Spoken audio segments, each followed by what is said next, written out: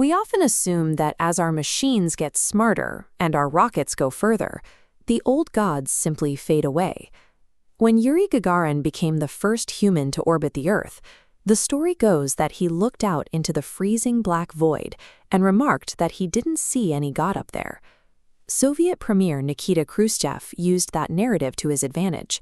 He used the triumph of the space program to declare that a strictly material universe, one with no spiritual dimension whatsoever, was a scientifically verified fact. But the data tells a different story. In the last century, as technology accelerated, global religious adherence didn't decline, it grew. This challenges the idea of a default worldview. Secular atheism is its own active belief system. Believing the universe is a purely material, accidental machine requires a leap of faith just as significant as any religion. Consider proofism.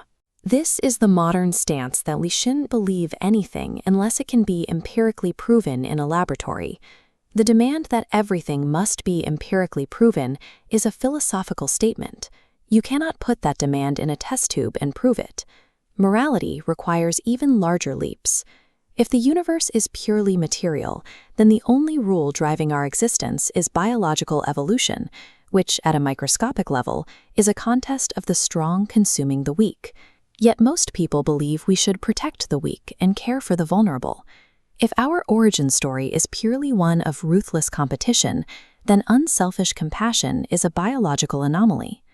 When Martin Luther King Jr. argued against unjust human laws, he didn't appeal to the raw mechanics of nature or the survival of the fittest.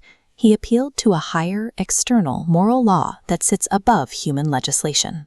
If you believe human rights are objective and universal, you are acting on an intuition that struggles to find a home in a universe defined by random competition. That conviction fits more naturally within the framework of a purposeful creator. If a creator is real, why is the biblical narrative buried in Bronze Age cultural markers like animal sacrifices and sacred mountains? Theologians explain this through divine accommodation. The idea is that an infinite creator limits himself to speak through the specific language and culture of the people he is trying to reach. In the ancient Near East, the Israelites were surrounded by massive empires that visualized their gods in monumental ways.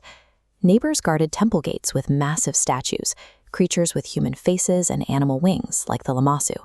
When biblical authors described visionary encounters with the divine realm, they used this existing imaginative framework.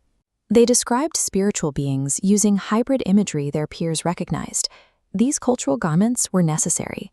They allowed a timeless message to reach a specific ancient audience in a way they could comprehend. But if a creator is involved in history, why is the world so messy? Many expect a god to act like a puppet master, a rigid system where the strings are pulled to force an outcome.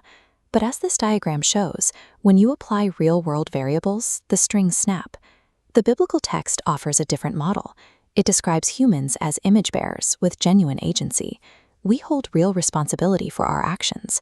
When we abuse that freedom, the creator's response isn't to violently seize control. Instead, the narrative describes deep, personal grief.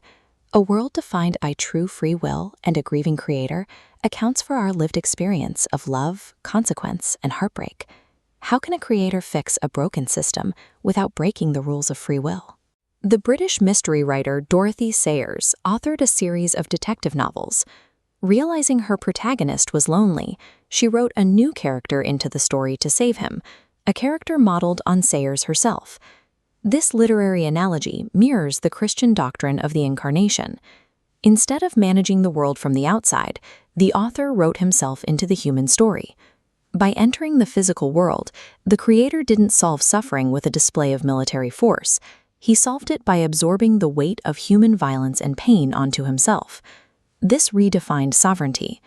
In this model, ultimate power is exercised by serving and absorbing pain, rather than through sheer force. Everyone, atheist and believer alike, is operating on a set of unprovable beliefs. We are all wrestling with the same questions. The question is, which framework makes the most sense of our convictions about human dignity, justice, and the meaning of love? The Christian narrative offers a coherent framework for a reality that is simultaneously beautiful and broken.